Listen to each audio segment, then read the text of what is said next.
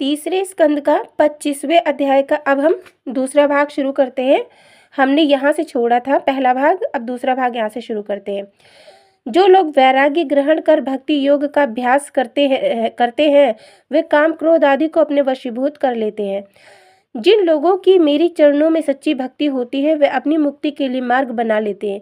सांसारिक व्यवहार अपने परिवार तथा धन आदि को मनुष्य जितनी प्रीति रखता है उतनी यदि वह भगवत भक्तों में रखे तो सहज ही वह मुक्ति को प्राप्त कर लेता है।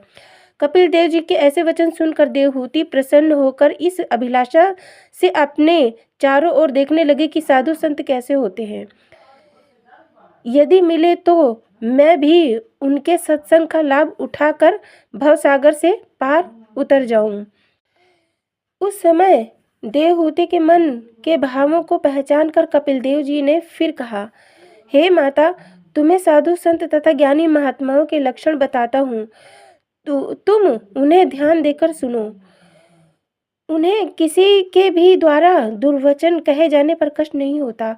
उनके लिए निंदा एवं स्तुति दोनों एक समान है। वे सबके शरीर में एक ही परमात्मा का प्रकाश देखते हैं। वे दुखी मनुष्यों को देखकर दयाद्र हो उठते हैं और सभी जगह अपनी कृपा बिखेरते। वे सब प्राणियों में मित्रता रखते हैं। वे निश दिन मेरे चरणों का ध्यान धरते हैं तथा आठों पहर मेरे ही भजन कीर्तन में निमग्न रहते हैं। खाने पीने और अन्य सांसारिक कार्यों को अपने द्वारा किया गया नहीं समझते। सब भली बुरी बातों को वे परमेश्वर की इच्छा ही समझते हैं।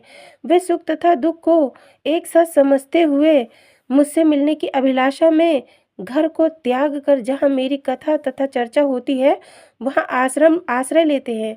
साधु संत वे ही होते हैं जो समदर्शी बनकर पशु पक्षी तथा अन्य सब जीवों में परमेश्वर का एक सा ही चमत्कार देखते हैं।